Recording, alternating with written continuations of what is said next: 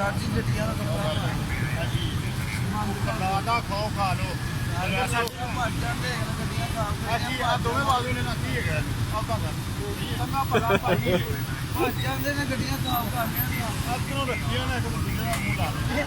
ਐਸੀ ਵਾਸਤੇ ਇਹ ਤਾਂ ਰੱਖੇ ਨੇ ਗਲਤ ਕਿਉਂ ਕਰਦੇ ਪਾਗਲ ਅੱਲਾ ਨੇ ਤੈਨੂੰ ਦਿੱਤਾ ਤੇ ਇਹਨੂੰ ਕਟਵਾ ਲਾ ਮੇਰੇ ਕੋਲ ਪੈਸੇ ਲਾਣਾ ਕਦੇ ਨਹੀਂ ਅੱਲਾ ਨੇ ਤੇਰੀ ਜ਼ਿੰਦਗੀ